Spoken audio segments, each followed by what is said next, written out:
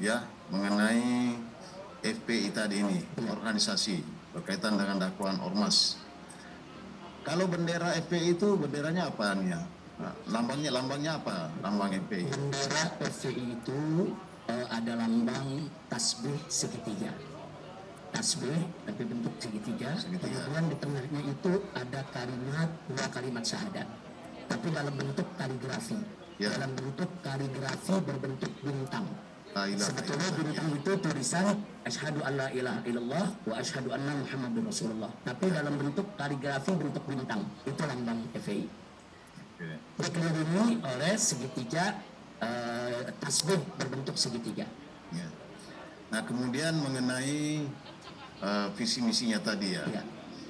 Nah, tadi kan ada diuraikan bahwa itu berdasarkan kepada Pancasila, apakah juga ada, karena kebetulan di sini juga kita mengadili perkara teroris, ya. Jadi kami banyak mendengar, banyak mengetahui cerita di persidangan. Teroris ini memang dia tujuannya itu mengganti dasar negara. Dia terus terang ngomong di persidangan itu dia. Bahwa dia tidak sejalan dengan itu. Karena dia menginginkan hukum dari Allah. Tidak sependapat dengan hukum.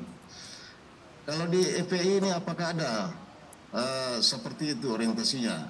Bahwa ini dasar negara atau hukum negara ini sebenarnya tidak cocok, karena kan bukan dari hukum Allah yang diterapkan. Ada nggak di situ biasa disampaikan? Baik, Nabi terima kasih banyak.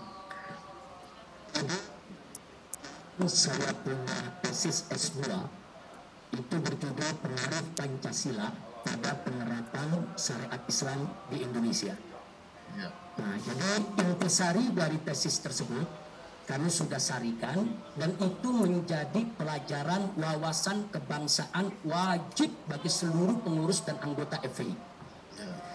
Di mana di dalam pedoman wajib tersebut kita jelaskan bahwa Pancasila tidak bertentangan dengan Islam dan Islam tidak bertentangan dengan Pancasila. Bahkan di situ kita sampaikan bahwa di negara Pancasila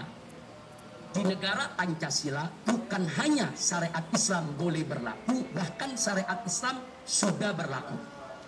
Nah, kita jelaskan kepada para pengurus di setiap diklat ini, majelis hakim, setiap diklat dari Jakarta sampai ke ujung daerah. Kita sampaikan bahwa hukum Islam itu kita bagi menjadi 4. Ini kaitannya dengan Pancasila. Yang pertama adalah hukum Islam yang berkaitan dengan ubudiyah perorangan, seperti sholat, puasa, haji. Itu di negara yang berdasarkan Pancasila tidak ada larangan. Bahkan pemerintah secara proaktif membantu umat Islam untuk soal pendistribusian zakat, begitu juga soal pelaksanaan ibadah haji. Jadi dalam klasifikasi hukum Islam yang pertama itu sudah berjalan di negara yang berdasarkan Pancasila. Yang kedua, yaitu hukum Islam yang berkaitan dengan hukum rumah tangga. Nah, seperti hukum perkawinan, perceraian, sampai kepada hukum warisan. Ternyata di Indonesia ini justru sudah dilembagakan, sudah diformalisasikan sebagai hukum positif. Sehingga di Indonesia ini ada yang disebut pengadilan agama. Ada hakimnya, ada paniteranya, dan ada kompilasi hukum Islam. Kompilasi hukum Islam itu yang menjadi wewenang daripada pengadilan agama. Di sana ada bicara tentang hibah, tentang wasiat, tentang warisan, tentang hukum perkawinan, dan seterusnya. Artinya klasifikasi hukum yang kedua ini sudah berjalan di Indonesia. Jadi nggak betul kalau negara Pancasila itu menolak syariat Islam. Ternyata syariat Islam yang pertama tadi di negara Pancasila jalan, syariat Islam yang kedua di negara Pancasila juga sudah jalan. Yang ketiga itu adalah klasifikasi hukum yang berkaitan dengan sosial kemasyarakatan, termasuk yang menyangkut perniagaan dan perdagangan. Ternyata di Indonesia pun tidak dilarang orang membuka satu lembaga keuangan umpamanya dengan bunga 0%. Bunga 0% kan berarti non ribawi. Nah, itu tidak dilarang di Indonesia ini. Nah, karenanya di Indonesia ini ada bank syariat, ada asuransi syariat, ada leasing syariat, dan itu sah resmi diakui oleh negara. Begitu juga pendidikan. Di Indonesia ternyata pendidikan Islam dari mulai taman pendidikan Al-Quran, ibtidaiyah, sanawiyah, aliyah, sampai Universitas Islam itu diizinkan di negara Pancasila ini. Artinya di negara Pancasila ini klasifikasi hukum yang ketiga yang berkaitan dengan sosial kemasyarakatan termasuk perniagaan dan perbankan, Indonesia tidak pernah melarang syariat Islam, bahkan sudah berlaku. Jadi yang terakhir yang keempat. Yang terakhir yang keempat yaitu hukum yang berkaitan dengan pidana. Nah, ini kita bicara pidana sekarang Majelis Hakim. Nah, saya sampaikan kepada seluruh diklat bahwa hukum pidana ini semangatnya itu di dalam hukum pidana positif Indonesia dengan pidana Islam sama semangatnya. Dan substansinya juga sama, hanya bentuk hukumnya yang berbeda. Artinya begini, semangat dan substansi. Dalam pidana Islam mencuri dilarang, dalam hukum positif pencuri juga dilarang. Dalam pidana Islam membunuh dilarang, dalam hukum positif juga membunuh dilarang. Dalam hukum positif korupsi dilarang, dalam pidana Islam korupsi juga dilarang. Artinya substansi larangan itu ada. Dan sama-sama dalam hukum positif bahwa perbuatan pidana tersebut harus diberikan sanksi hukum. Dalam Islam juga sama, harus diberikan sanksi hukum. Hanya saja yang berbeda adalah bentuk sanksinya. Nah, kami sampaikan kepada seluruh laskar, seluruh pengurus FPI, artinya dari 4 klasifikasi tadi, syariat Islam itu sudah berlaku di Indonesia. Klasifikasi pertama, kedua, ketiga sudah berlaku. Sedangkan yang keempat, yang belum berlaku hanya bentuk sanksinya. Tapi substansinya, semangatnya, dia sudah ada di Indonesia.